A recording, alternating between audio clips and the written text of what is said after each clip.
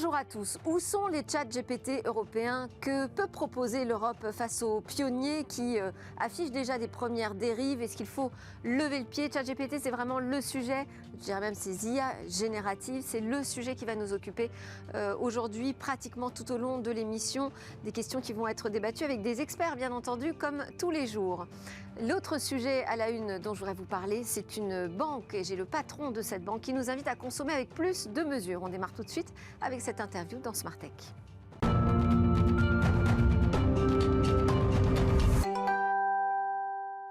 Alors, si on ne parle que de chat GPT en ce moment, on parle aussi beaucoup de Hugging Face et je suis très heureuse de vous recevoir. Thomas Wolf, vous êtes le directeur scientifique et cofondateur de cette initiative européenne qui nous donne beaucoup d'espoir sur ce qu'on pourra faire peut-être demain en Europe autour de ces IA génératives et plus largement du machine learning. Avec vous pour parler de ce grand phénomène actuel, Rafi Aladjian, très heureuse aussi Rafi de vous recevoir, cofondateur de Juice.tech. Vous êtes un pionnier, vous, je dirais, des assistants intelligents. J'étais peut-être moi une pionnière en utilisant votre Nabastag il y a bien longtemps. Et on va pouvoir débattre ensemble de ces chats GPT européens qu'on attend. Qu'est-ce que l'Europe a à proposer demain dans le domaine de ces IA génératives? Quels sont les risques aussi inhérents à ces technologies? On voit les premières dérives. Après l'emballement, on a les premières questions qui arrivent très vite sur la table. Quel modèle on peut opposer, nous, les Européens, au modèle des pionniers américains. Mais d'abord, je propose que l'on écoute Kamel Naït-Outaleb. Vous êtes le président cofondateur de Only One. Bonjour, bienvenue à vous également. Merci. Votre entreprise, c'est une néobanque. On peut dire une banque aujourd'hui. Alors, pas encore, on l'espère un jour, mais... Alors, ça va arriver, une néobanque en tout cas. Néobanque écolo, si je vous mets une petite affiche rapide. En tout cas, vous incitez à consommer avec plus de sobriété, ce qui est une tendance, en tout cas un appel qu'on entend très largement, mais on l'entend rarement de la part d'un patron de banque et de néobanque. Est-ce que c'est compatible? Est-ce qu'on peut être dans la finance et en même temps inviter ses clients à consommer plus sobrement? C'est tout le paradoxe, justement. Effectivement, la banque n'incite pas forcément à la sobriété avec les crédits revolving, les crédits, etc. C'était un challenge il y a quelques années. Aujourd'hui, ça ne l'est plus vraiment. On a une prise de conscience qui est grandissante vis-à-vis justement du dérèglement climatique et notamment au travers des rapports du GIEC qui sont faits récemment, progressivement aussi, qui amènent sur le fait qu'on a aujourd'hui un impact humain sur le dérèglement climatique et notamment tous ensemble, que ce soit les entreprises, les citoyens, les États, doivent faire des efforts pour justement réduire les émissions de CO2. Nous, on est parti du principe où on nous a donné un chiffre qui était de 10 tonnes de CO2 émis chaque année par individu. Et que l'objectif des accords de Paris, c'est de réduire de 80% ces émissions. Comment on fait pour y arriver? On n'a toujours pas trouvé la réponse. Hein. On espère que Only One sera la réponse. Pourquoi? Parce que une des réponses. Une des réponses, en tout cas, effectivement. Et il s'avère que le compte est la photographie parfaite de sa consommation. Tout y passe, ses achats par carte bancaire, par prélèvement, etc. L'énergie y passe. Et l'idée d'Only One, c'était de faire une mesure de l'empreinte carbone de chacune de ces dépenses. Donc on a créé un algorithme qui permet à chaque fois qu'on a une dépense sur le compte de pouvoir donner une estimation de l'empreinte carbone. L'idée, ça veut dire que ça incite chaque citoyen à réfléchir avant de consommer. Et plus on réfléchit, moins on consomme, a priori. L'idée, c'est justement... C'est là où je me dis c'est quand même pas très intéressant pour un banquier. Alors, oui et non, parce qu'on peut à la fois être dans la sobriété, mais aussi dans le changement d'habitude de consommation. Oui. Parce qu'il existe aujourd'hui des alternatives à des marques qui sont plus polluantes que d'autres. Et l'idée, c'est justement de se dire, je pars d'une mesure, et ensuite j'accompagne l'utilisateur. Et pas seulement lui donner une estimation de son empreinte carbone, mais lui donner des alternatives. C'est-à-dire, comment est-ce que vous faites typiquement, quand vous allez acheter au supermarché, quand vous allez acheter dans des grandes surfaces, ou même toute la partie loisirs, etc., nous, on va analyser les données, les dépenses de nos clients, on va aller chercher tout ce qui pourrait être différent d'un point de vue carbone. C'est-à-dire que typiquement, proposer d'aller acheter du seconde main, du reconditionné, des marques locales. On parlait tout à l'heure justement du bio. Est-ce qu'effectivement, on peut aller se tourner vers des marques un peu plus engagées ou du bio? Et l'idée, c'est vraiment, depuis qu'on a lancé, c'est d'agréger toutes ces données et d'aller chercher au fur et à mesure aussi des entreprises qui sont un peu plus vertueuses et de les recommander à nos clients. Et là, à partir de là, on pourra dire, pour cet achat-là, si vous aviez fait un achat autrement, vous auriez pu éviter tant de CO2. Mais ça veut dire quoi? Que vous allez avoir des partenaires avec qui vous allez travailler, que vous allez recommander auprès de vos clients? Alors, pour le moment, ce ne sont pas des partenaires, on est simplement dans la recommandation. par contre, plus tard, on va essayer de trouver un moyen de faire du cashback justement sur ces marques pour les inciter plus à aller acheter ces produits-là. C'est un nouveau modèle économique pour la banque. Tout à fait. Ouais. Est-ce que vous êtes plus cher? Parce que les néobanques, en général, on se tourne vers les néobanques. Pourquoi? Parce qu'elles ne sont pas chères. Est-ce qu'avec cette contrainte, cette nouvelle façon d'aborder l'accompagnement de votre clientèle, est-ce que vous êtes plus cher qu'une néobanque classique? Alors, tout est relatif. Si on part du principe où beaucoup de néobanques sont gratuites, oui, on est plus cher parce qu'on a un abonnement à 6 € par mois. En revanche, si on regarde en termes de fonctionnalité et sur les offres payantes des néobanques, on est moins cher. On a 6 € alors que des offres aujourd'hui dans lesquelles on va avoir des fonctionnalités type les paiements gratuits internationaux, les coffres, l'arrondi des dépenses, l'agrégation des comptes. Toutes ces options, on les a, et pour 6 € par mois, alors que vous allez payer peut-être 10 à 15 € dans les autres néobanques. D'accord, donc plus de services embarqués, c'est comme ça que vous vous y retrouvez, enfin en tout cas que le client peut s'y retrouver. Du côté de la carte de paiement. Oui. Alors c'est une carte de paiement déjà en PVC recyclé, parce qu'on veut aller jusqu'au bout de notre démarche. Et à chaque fois que vous allez payer avec votre carte, nous on utilise ce qu'on appelle les commissions d'interchange. Donc la banque du commerçant nous reverse une commission pour financer des projets. Donc le client a le choix dans l'application de financer le projet qu'il souhaite sans coût supplémentaire pour lui, parce que c'est nous qui prenons en charge le financement de ces projets. Et on les a catégorisés en 3 domaines: la protection de la biodiversité, les droits humains et le financement de projets un peu plus sociaux, solidaires. Donc le client, à chaque fois qu'il va payer, va cumuler ce qu'on appelle nous des ones, donc c'est une espèce de monnaie virtuelle, et à chaque fois il pourra distribuer au gré de ses envies sur les associations qu'il aura choisies. Donc pas d'innovation spécifique en termes de techno autour de cette carte de paiement. En revanche, Only One, c'est aussi un peu une boîte tech, puisque vous êtes capable d'analyser automatiquement les tickets de caisse. Parfaitement. Pour reconnaître justement quel est l'éco-score finalement de mon achat. Dans FinTech, il y a Fin et Tech. Ouais. Effectivement, la partie Tech est justement la première technologie, c'est l'algorithme de mesure, en tout cas d'estimation de l'empreinte carbone. On allait un peu plus loin parce que nos clients nous demandaient, voilà, quand je vais au supermarché, vous ne savez pas forcément ce que j'achète. Qu'à cela ne tienne, on a créé justement cet algorithme, le second, qui est un OCR qui va lire le ticket de caisse et aller produit par produit. OCR, c'est la reconnaissance visuelle? Tout à fait. Et on est aujourd'hui à 98% de reconnaissance des articles sur les tickets de caisse. On a eu un gros travail qui a été fait justement sur les libellés qui sont totalement différents d'une enseigne à une autre, et pour donner l'empreinte carbone du produit et donner aussi l'analyse du cycle de vie. C'est-à-dire qu'on va donner aujourd'hui le poids sur l'agriculture, l'emballage, le transport, etc. et donner un peu plus d'informations justement sur le produit. Donc ça fait penser à Yuka. Et Yuka, ils ont quand même pas mal de problèmes, non? De procès aussi. Alors, nous, on n'est pas dans la partie... Parce que là, vous allez toucher à l'industrie alimentaire, en fait, c'est très sensible sur ce sujet. Les grandes marques, aujourd'hui, déjà ont une obligation de faire leur bilan carbone. Les grandes entreprises l'ont déjà. Donc, ce n'est pas quelque chose de nouveau, c'est simplement que nous, on va donner l'information directement au consommateur. On lui apporte directement cette information. D'accord. Donc, en tout cas, pour l'instant, personne ne s'est mobilisé. Enfin, j'ai pas vu pour le moment, d'annonce. Ok. Sur le fait de flécher de manière plus intelligente l'épargne des Français. Donc, vous dites pour l'instant, on n'a pas encore de partenaire. Vous avez créé une marketplace. Oui. Tout à fait. Parce que le principe était aussi, lorsqu'on ne consomme pas, on épargne en général. Et l'idée de l'épargne, c'est de dire qu'aujourd'hui, on ne sait pas vraiment à quoi sert notre épargne. On peut avoir de l'épargne qui va totalement à l'encontre de nos valeurs. Et le principe de cette marketplace, c'était d'aller chercher des partenaires qui proposent de l'épargne, de l'investissement, avec cette volonté aussi de flécher l'argent de cette épargne vers des projets de transition écologique, des projets de transition Donc là, vous avez noué des premiers partenariats pour cette partie épargne. Tout à fait. Okay. Aujourd'hui, on est partenaire d'une dizaine d'entreprises. On a notamment une assurance vie qui a cette particularité de flécher l'argent uniquement sur des fonds labellisés, donc Greenfin, ISR, etc. On est partenaire de plateformes aussi de crowdfunding, parce que l'idée aussi, c'est de financer l'économie réelle, de financer des PME à impact. Et donc là, on a noué des partenariats avec des plateformes de crowdfunding qui le font bien.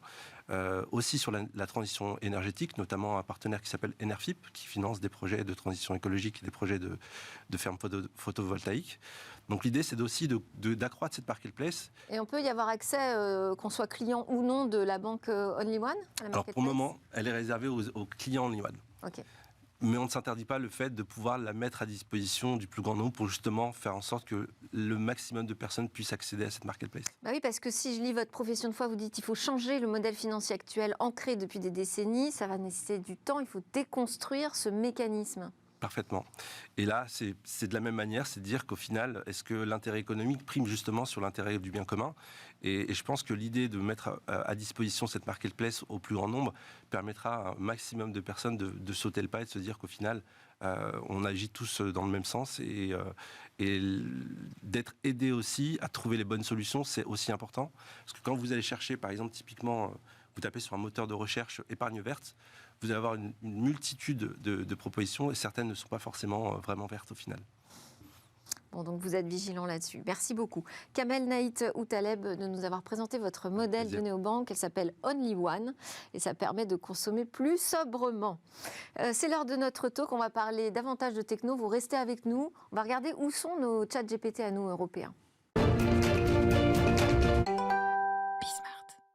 Alors, à quel point ces intelligences artificielles génératives sont-elles stratégiques ? Où sont nos chats GPT européens ? Que peut proposer l'Europe comme modèle ? Comment réagir face aux premières dérives qui pointent déjà leur nez ? Pour en parler, Thomas Wolff, directeur scientifique et cofondateur de Hugging Face. Alors, Hugging Face, c'est l'initiative, rebonjour, l'initiative européenne sur laquelle on pointe tous nos regards en se disant peut-être que là, on tient les briques technologiques pour apporter un autre modèle sur ces IA génératives. Expliquez-nous comment vous fonctionnez, depuis quand vous existez. Oui, alors Hugging Face a maintenant 6 ans. On a commencé, comme beaucoup de startups, on a pivoté, on a commencé sur un modèle très différent puisqu'on développait un jeu. D'où le nom un peu moins sérieux, peut-être que ce nos... Gros câlin, c'est ça le visage un peu câlin. Voilà, c'est l'emoji avec 2 mains sur le côté. Et puis en fait, en développant ce jeu qui était une sorte de Tamagotchi, de chatbot amusant, on a open sourcé une partie de nos technologies, une partie des briques technologies. Et là, il y a eu un engouement vraiment énorme de la communauté. Tellement qu'au bout de quelques mois, on s'est retrouvés à travailler tous sur la partie open source, partage et communautaire. Et donc, on a décidé de pivoter, sans regret d'ailleurs, puisqu'on est maintenant vraiment devenu une sorte de plateforme centrale. Et donc, la mission en fait qu'on a, c'est de catalyser les efforts communautaires, d'offrir une plateforme de partage des modèles. Alors on parle souvent d'IA, on voit souvent ces IA privées qui sont derrière des sortes de boîtes noires de GAFA ou d'entreprises affiliées au GAFA. Nous, on pense que ce n'est pas du tout la vision qu'on veut pour l'avenir de cette technologie. On veut que ce soit vraiment une sorte de bien commun. On prend c'est une technologie vraiment fondamentale. On a ici des pionniers d'Internet. Je pense que c'est vraiment une technologie qui va redéfinir la manière dont on interagit avec nos objets. Il faut que cette IA soit accessible à tous. Je pense que cette IA doit être accessible. C'est le modèle. Avec vous, pour parler de ce sujet, donc Raphaël Adjian, vous évoquez les pionniers. C'est notre pionnier, évidemment, pionnier d'Internet, pionnier des assistants intelligents. Moi, je ne vais pas remonter au Minitel, mais voilà, on peut. Il y a des cheveux blancs qui vont bien avec. L'Internet mobile, l'Internet des objets, notamment le Nabastag, le lapin, qui nous donnait des informations. C'était assez incroyable à l'époque. Vous étiez là avant les premiers assistants intelligents qui sont aujourd'hui très développés. Aujourd'hui, vous êtes le patron fondateur de Juice.tech. Donc, si je résume, vous proposez une intégration du traitement automatique du langage naturel pour inventer justement ce futur de l'assistant vocal. Le futur du web, pour vous, c'est l'audio ? Voilà, je pense qu'on est aujourd'hui à une charnière, c'est que tout le monde parle des IA génératives. Je pense que la tendance encore plus large, c'est un truc que nous, on appelle le post-web, c'est-à-dire que jusqu'à présent, on était dans un modèle dans lequel, à un moment donné, je vais sur un appareil donné ou un objet donné pour obtenir de l'information, et on va aller de plus en plus dans un modèle dans lequel je vais obtenir l'information en temps réel au moment où je suis en train de faire l'action. La chose qui ressemblerait le plus à ça, c'est un peu votre GPS. Quand vous êtes en train de conduire, vous avez juste la bonne information qui vous dit il faut tourner ici maintenant à l'instant précis dont vous en avez besoin. Donc vous n'avez plus ce modèle dans lequel on produit des contenus qui sont mis dans une espèce d'énorme bibliothèque, et quand vous avez besoin, vous allez dans cette énorme bibliothèque et vous cherchez le document, la page, le texte, le paragraphe, le texte dans lequel vous en avez besoin. Et donc pour construire ce post-web, l'IA générative s'inscrit dans cette grande tendance, c'est-à-dire c'est un des ingrédients qui vont permettre de construire ce post-web. L'IA générative, c'est quoi? C'est un truc qui va me permettre de construire un contenu unique pour un utilisateur unique à ce moment, dans son contexte, etc. Alors, ça n'enlève pas toutes les dérives possibles de l'IA générative et on pourra en parler. On va en parler. Mais à la base, c'est ça l'idée. C'est qu'aujourd'hui, on parle beaucoup d'IA générative pour faire des choses qu'on fait déjà, c'est-à-dire pour écrire des livres et pour générer des tas de pages sur des sites web, etc. Mais le problème aujourd'hui, c'est que de toute façon, personne ne va les lire. Qui lit des livres encore? Qui va lire toutes ces milliards de pages que l'IA générative va... Donc, c'est l'application d'une technologie nouvelle à des usages anciens. L'usage nouveau, c'est le post-web, c'est-à-dire la génération d'expériences uniques, contextuelles pour chaque utilisateur à la fois. Et c'est ça qu'on fait chez Juice. Juice est une entreprise du post-web, en tout cas c'est comme ça qu'on le définit. Enfin, on le définit plus vulgairement en tant que la radio dont tu es le héros. Ok. Et restez avec nous, Kamel Naït Outaleb, le président, cofondateur de Only One, une néobanque écolo dont vous nous avez parlé juste avant. Si vous voulez interroger nos experts, puisque vous utilisez des briques technologiques sur ces sujets, surtout n'hésitez pas. Alors, autour de ce phénomène ChatGPT, on a évidemment l'emballement, mais on a aussi les mauvaises nouvelles. La fin mars, ça a été quand même une accumulation. Ça s'est bousculé. OpenAI, d'abord, a reconnu un incident de protection de vie privée dû à un bug. Il y a un petit pourcentage des utilisateurs qui pouvaient accéder à l'historique des questions, des titres posés par d'autres utilisateurs. Bon. Dans la foulée, lettre ouverte d'experts en intelligence artificielle qui appellent à marquer une pause de 6 mois sur ces IA génératives. Lettre ouverte signée notamment par Elon Musk, Steve Wozniak ou encore Yoshua Bengio. Et puis là, juste avant le week-end, on apprend que la CNIL italienne exige de ChatGPT de supprimer les données d'apprentissage et cesse d'utiliser aussi les données des citoyens italiens. Alors, pour non-conformité au règlement sur les données personnelles, sur la protection des données personnelles, le RGPD européen, donc c'est la question du consentement là, qui est au cœur de ce débat. On va voir si ça peut devenir une sorte de contagion au sein de l'Europe, ce sujet posé sur la table par l'Italie. Pour l'instant, OpenAI a juste dit nous, on retire notre service en Italie. Je voulais avoir d'abord votre réaction sur tout ça, sur ces premiers points noirs, là, ces premières dérives des IA génératives. Thomas Wolf, peut-être. Oui, je pense que c'était assez attendu. En fait, comme d'habitude, c'est une bataille autour des données. Donc ces IA, c'est pas non plus aussi magique qu'on le pense. C'est principalement des modèles machine learning qui ont besoin d'un énorme stock de données qui extrait des patterns. Et quand la taille des données fournies est suffisamment grande, on peut en fait extraire des patterns surprenants qui fait qu'on a l'impression de communiquer avec quelque chose qui réagit, qui résonne. Donc sur ces données, il y a la question de d'où viennent-elles, à qui appartiennent-elles. Il y a les données qu'on utilise pour l'entraînement, et puis la question qui est plus gênante aussi, je pense, c'est les données qu'on envoie quand on l'utilise. C'est-à-dire que ces IA, la plupart des IA aujourd'hui ne pouvant pas être téléchargées et utilisées en local, on est obligé d'envoyer ces données à un serveur américain. Et d'ailleurs, pendant très longtemps, OpenAI utilisait les données pour réentraîner leur modèle. Absolument. Donc il y a cette grosse question. Et quand on parle de souveraineté, je pense que c'est une question importante en Europe. Est-ce qu'on a envie que, si cet outil devient vraiment fondamental dans la vie de tous les jours, est-ce qu'on a envie que toutes nos données passent par un système de traitement qui est aux États-Unis ? Votre réaction, Raphaël Adjan, sur ces premiers débats? Non, je pense que Thomas a entièrement raison. Par ailleurs, il y a des tas de choses qu'on raconte autour des IA génératives et de ChatGPT qui sont un peu de l'emballement. Le problème aujourd'hui principal, c'est le fait qu'on a un leader mondial qui est OpenAI, contre lequel tout le monde essaye de batailler. On avait les GAFA et maintenant on a juste OpenAI. Jamais une entreprise n'a eu aussi mal porté son nom, parce que tout ce qui est caractéristique avec OpenAI, c'est qu'ils ne sont pas ouverts du tout et qu'on ne sait pas du tout les traitements qu'ils font, ce sur quoi leurs modèles ont été entraînés. D'ailleurs, la réaction... Ça ne veut pas dire que les GAFA sont à la ramasse non plus, parce que chez Google, ils connaissent très très bien ce sujet. Peut-être qu'ils y vont plus lentement parce qu'ils sont plus prudents, simplement. Oui, en tout cas, aujourd'hui, ils sont en train de ramer derrière. Et ce qui s'est passé en Italie était assez révélateur, parce que, au final, si OpenAI a été banni en Italie, c'est par volonté d'OpenAI, pas par la volonté des Italiens. C'était une espèce de position un peu d'arrogance en disant, puisque c'est comme ça, on vous extrait de OpenAI, vous avez qu'à vivre avec ça, et on verra bien si les Italiens vont être contents avec ça. Donc, l'espèce d'arrogance avec laquelle OpenAI a réagi aux remarques de l'autorité de la vie privée italienne était assez révélatrice de cette attitude d'arrogance, etc. Si ça se et des dangers partout en Europe, ils ne vont pas pouvoir se couper du marché européen. OpenAI, Microsoft, premier partenaire d'OpenAI. Non, ce que je pense au final, et Hugging Face, c'est vraiment ce qu'on pense, c'est qu'il y a une notion de confiance qui est importante à avoir là. Donc c'est confiance dans les modèles, c'est pour ça qu'on pense qu'un modèle auditable, open source, c'est beaucoup plus intéressant. Et aussi confiance dans les entreprises qui les fournissent. Si vous ne pouvez pas auditer le modèle, il faut au moins que vous puissiez avoir confiance dans l'entreprise qui l'a fourni.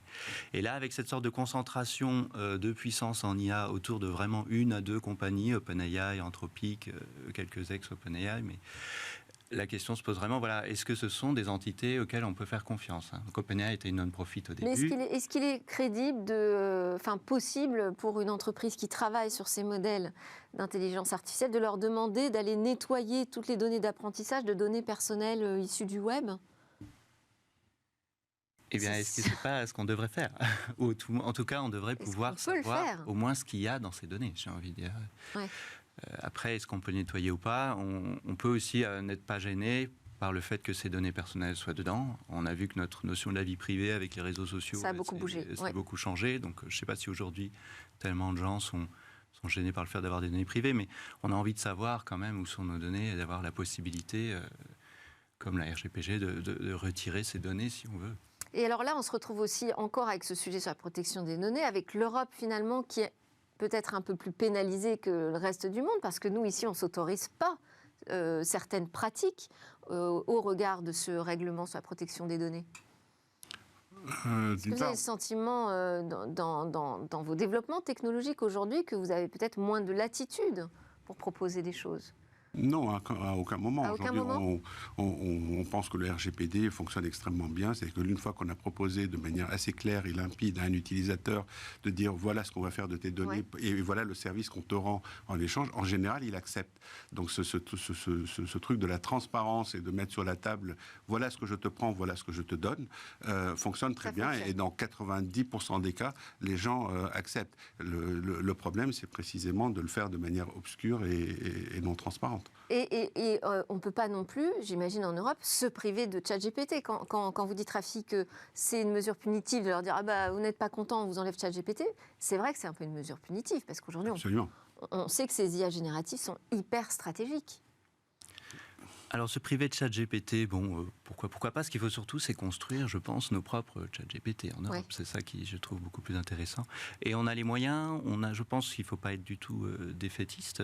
Je pense on a les moyens, on a des supercalculateurs que nous envient les Européens, qui sont plus puissants que les calculateurs publics américains, je veux dire, pardon.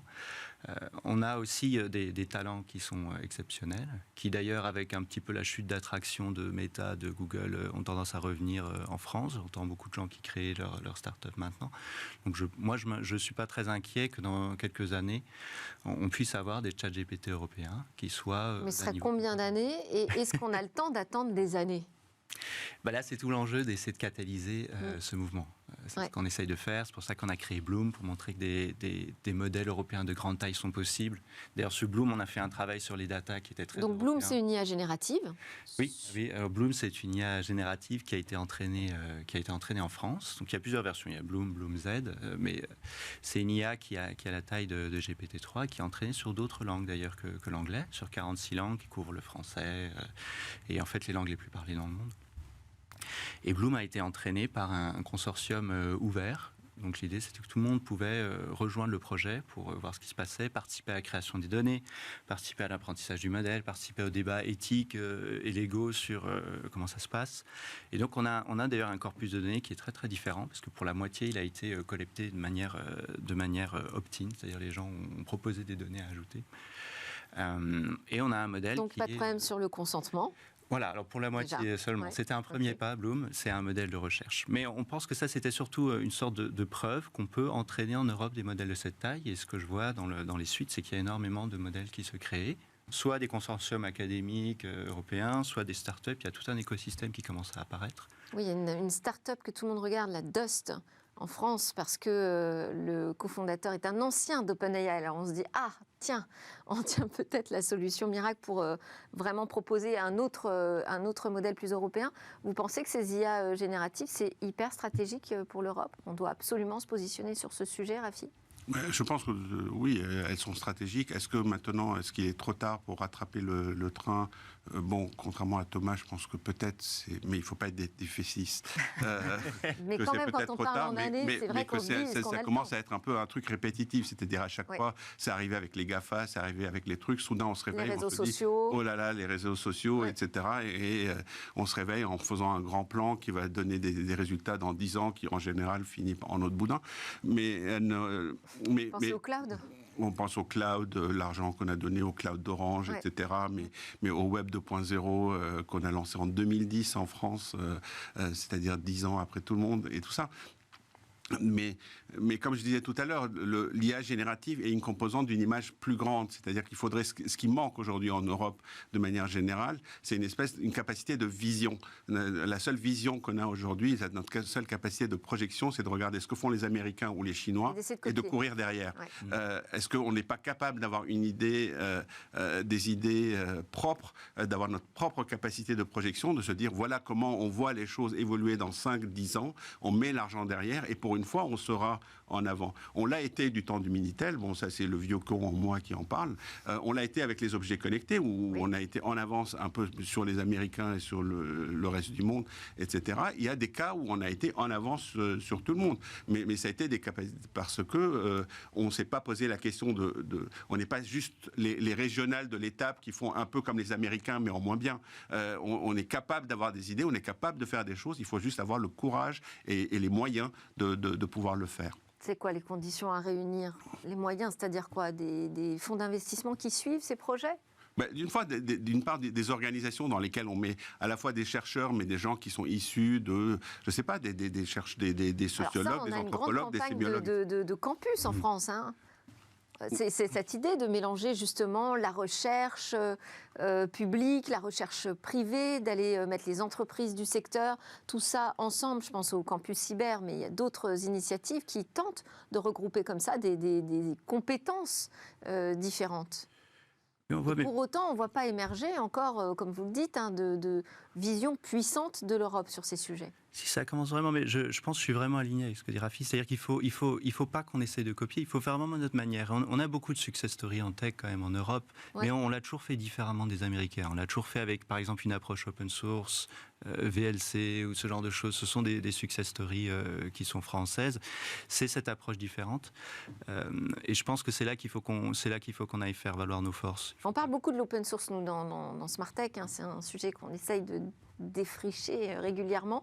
Vous pensez que ça, c'est une façon de proposer un modèle différent? Ah bah oui, et puis long terme. Parce qu'ils font de l'open source aussi aux États-Unis. Hein. Mais ils le font vraiment pas pareil. Et d'ailleurs, Hugging Face, on n'a jamais vraiment suivi le livre de la Silicon Valley, hein, le Startup Book, parce que cette vision open source collaborative, ils l'ont pas. Et je pense que c'est un bon exemple très long terme pour dire pourquoi je suis confiant. C'est comme ce qui se passait au début des années 2000 entre Windows et Linux. On pensait que Windows allait gagner avec les modèles privés, le source code fermé. Ce qu'on voit aujourd'hui, c'est que sur des tendances très long terme, l'open source finit toujours par gagner. C'est la force de la communauté. Microsoft est devenue la plus grande boîte open source qu'on peut voir aujourd'hui. Hein. Linux, c'est la base de tout ce qui fait tourner le monde aujourd'hui. Sur le long terme, ça me semble évident que les IA open source vont être ce qui fera tourner le monde dans 10-20 ans. Oui, mais ceux qui récoltent les fruits, en l'occurrence, là, c'est Microsoft. On a aussi des startups européennes, GitLab, on a des startups d'open source qui réussissent. Hein. Non, je pense que c'est juste un modèle différent. Et aussi ces IA génératives, là, bon, alors c'est un peu le buzz du moment, hein, on passe d'une technophone à une autre pratiquement, mais de toute façon, le mouvement de fond, c'est quoi? C'est l'intelligence artificielle ou c'est l'intelligence artificielle générative aujourd'hui? Je pense que la tendance de fond, c'est le post-web, comme je l'ai dit, c'est la manière de consommer de l'info et la personnalisation et le fait de construire de l'info personnalisée une fois sur une personne. Ça passe par quelle techno, ça? Et ça passe par une série de technos. Il y a l'IA générative et il y a l'IA traditionnelle, le NLP, qui va permettre d'abord de sélectionner, de classifier les infos qu'on va confier à une IA générative pour qu'elle construise le message final. Mais ça rentre aussi avec une partie hardware, par exemple la réalité augmentée, les oreillettes, c'est-à-dire tout ce qui va permettre de diffuser de l'information en contexte à l'endroit où je suis. C'est que l'info dont j'ai besoin ici et maintenant, ça participe de cette grande révolution. Donc, il y a l'adage chinois dit quand le doigt montre la lune, l'imbécile regarde le doigt. Il ne faut pas se fixer sur l'IA générative qui est qu'une composante. Il faut voir où est-ce que tout cela se mène et se mettre sur les rangs. Et peut-être là, pour le coup, on n'est peut-être pas en retard pour aller construire ce post-web où il y a encore tout à faire. Vous pourriez travailler ensemble, par exemple. Absolument, évidemment. Et Juice, sur ce post-web, vous avez l'air d'être plutôt alignés. Absolument. Vous avez une question pour nos experts sur ce sujet? Écoutez, la vraie question, la question que moi je me pose aujourd'hui, c'est, ça répondait, vous avez déjà apporté des éléments de réponse. C'est qu'est-ce qu'on attend aujourd'hui, plutôt que d'être dépendant des pays américains ou des pays très technologiques. C'est que comment aujourd'hui on fait avec les moyens qu'on a, parce que vous parliez de fonds, en tout cas de financement. Moi, ce que je vois aujourd'hui, c'est effectivement certaines boîtes tech françaises aujourd'hui. Une fois qu'ils ont commencé à réussir, sont financés par des fonds américains. Et c'est un vrai sujet, c'est de savoir comment on attire les fonds européens pour que justement la technologie reste en Europe. Est-ce qu'il y a une réponse à ça? C'est le drame de ma vie. Oui, de beaucoup de personnes que je reçois autour de cette table. Mais ça progresse quand même. On ne peut pas dire qu'il ne se passe rien. Ça progresse aussi dans ce domaine des fonds d'investissement. Merci beaucoup à tous les deux, Thomas Wolf de Hugging Face et Raphaël Adjian de Juice Tech et Kamel Nate Outaleb d'être restés avec nous de la banque Only One. Juste après la pause, on continue à débattre de ces IA génératives. On va voir s'il faut lever le pied.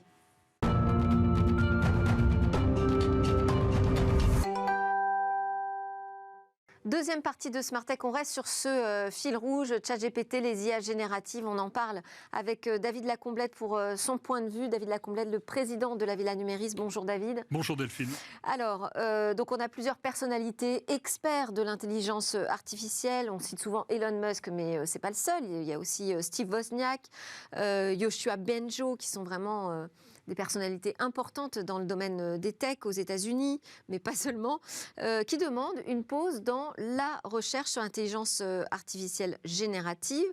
On a aussi un Belge qui se serait suicidé après 6 semaines d'échanges avec un robot conversationnel, l'Italie, qui a décidé de demander à ChatGPT de retirer les données des citoyens italiens, des données d'apprentissage pour non-conformité au RGPD, au règlement sur la protection des données en Europe. Est-ce qu'il est urgent, selon vous, de lever le pied dans ce domaine ? Après l'enthousiasme et la vague, on assiste à une certaine forme de reflux. Alors c'est vrai qu'en matière de nouvelles technologies, souvent on est impressionné, ça crée des émotions, de la sidération, de l'enthousiasme. Puis après vient le temps de la réflexion, de la méfiance, parfois de la défiance et d'interrogations qui peuvent se transformer en crainte, voire en rejet. Alors c'est vrai que ChatGPT, si on regarde, il y a 4 mois, personne ne connaissait. C'est assez incroyable comme captation des audiences et de l'attention, avec un nom qui désormais cristallise les débats. J'ai jeté un œil dans une plateforme de veille des médias qui s'appelle Tacadet et qui se reveille l'intégralité de ce qui paraît dans la presse, la télévision, la radio et le web. ChatGPT a été cité 3 fois dans la presse française en novembre 2022. On est monté à 800 fois en janvier, à 6000 fois en février et à 8000 en mars. Et donc, effectivement, il n'y a pas un seul journal qui n'a pas fait sa couverture dessus. C'est présent dans toutes les conférences. Et d'ailleurs, beaucoup de conférenciers commencent leur conférence par un discours qu'ils ont commandé à ChatGPT. Petit conseil, d'ailleurs, peut-être pour les chefs d'entreprise et directeurs de la communication, il est grand temps de changer de gimmick parce qu'on l'a beaucoup vu. Mais au-delà, effectivement, on a une présence massive permanente. Et on était à une citation donc, par semaine cet automne. On en est à une toutes les 5 minutes désormais. Impressionnant. Et alors là, on va en rajouter à la liste en plus, nous-mêmes. Alors, quel est votre regard, vous, votre analyse sur cet emballement ? Les technologies étaient prêtes et désormais, les données sont disponibles. La data, c'est le carburant de l'intelligence artificielle. Et ces données sont exponentielles. Il y a eu autant de données produites au cours des 3 dernières années que dans tout le reste de l'humanité. Et il faut bien voir d'ailleurs que ces données ne sont pas encore intégrées dans les versions de ChatGPT. On imagine aisément ce que ça va pouvoir donner demain. Et ces données sont en partie créées par les utilisateurs. Et donc, ça apparaît sans fin. Et effectivement, on est au devant de sauts et de ruptures assez incroyables, puisque l'art de l'intelligence artificielle, c'est d'extraire ces données et de les croiser pour faire des services qui nous sont très précieux au quotidien, parce que ces intelligences artificielles se sont déjà immiscées dans nos vies, tels des tapis qu'on a glissés sous nos pieds, quand on veut se déplacer, par exemple, avec des applications qui répondent au doigt et à l'œil, si je puis dire. Nos emails commencent à s'écrire tout seuls, nos voitures sont de plus en plus autonomes, et en réalité, on est prêt à vivre et à travailler avec ces intelligences artificielles. Alors là, ce qui est assez extraordinaire avec cette intelligence artificielle générative, c'est qu'on saute dans le grand bain, et effectivement, on est favorablement surpris par la maturité technique et par la simplicité d'usage. Et il y a assez peu de personnes et de métiers qui n'ont pas une petite idée de la manière dont ça va transformer leur vie. Il faut bien voir qu'un Français sur 5 a déjà testé l'application au cours des 4 derniers mois, selon un sondage Odoxa. Et c'est vrai que maintenant, tous les avocats, on leur demande s'ils songent déjà à leur reconversion. Et c'est une petite musique qui monte, comme dans la chanson d'Alain Bachung, c'est comment qu'on freine. Alors est-ce qu'on doit faire une pause, d'après vous ? Alors, cette tribune apporte une réflexion salutaire dès lors qu'il y a des applications et des technologies qui peuvent modifier en profondeur l'humanité. Ce qui est plus étonnant, c'est qu'elle émane de personnalités, vous les avez citées, qui ont été moteurs dans leur développement et dont certaines vont bénéficier de ces avancées. C'est un peu facile. On prend une telle avance et on arrête le reste. Au-delà, pour qu'il y ait un moratoire, il faut que tout le monde soit d'accord.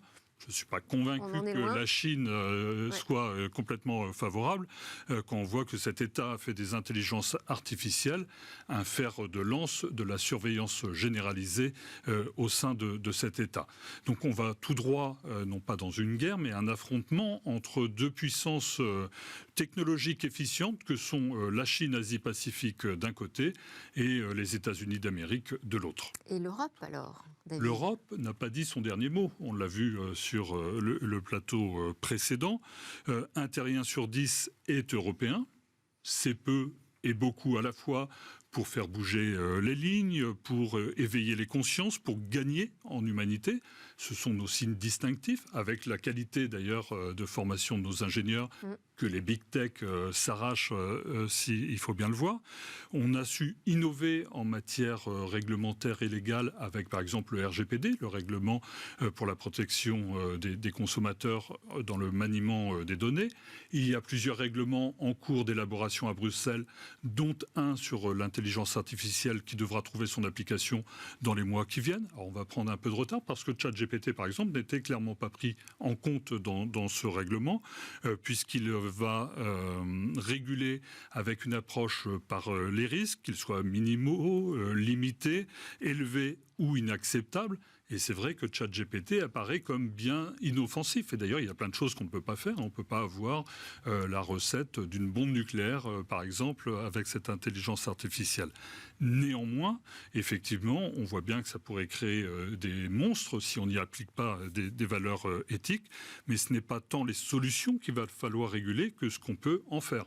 Imaginez qu'on ait interdit les couteaux parce qu'on pouvait tuer avec. Alors que c'est autorisé pour faire de la découpe d'aliments. Et on est exactement dans le même cas de figure. Alors on a une grande bataille qui s'ouvre, elle n'est pas perdue parce qu'elle ne fait que commencer. Faut-il encore la mener ? Merci beaucoup, David Lacomblette de la Villa Numéris. Vous clôturez comme ça notre débat du jour autour de ChatGPT. À suivre notre séquence Où va le web ?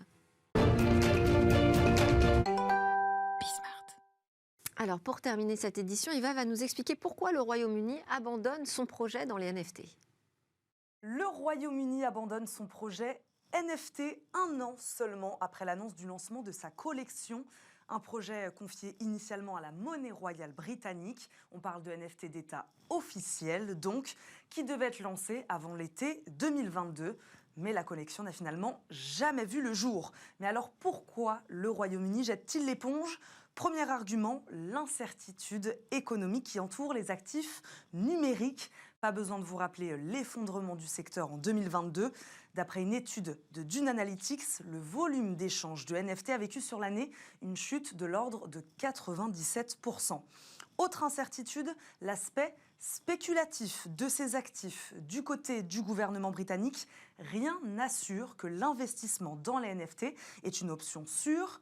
Mais rien n'est perdu. L'idée d'une collection de NFT n'est abandonnée que temporairement, selon les dires du Trésor. Le gouvernement veut d'abord mettre en place une réglementation stricte pour encadrer les actifs numériques. Et ces deux projets ne sont pas incompatibles. La Chine a bel et bien lancé un marché de NFT. Et pourtant, le pays est réputé pour sa réglementation très punitive.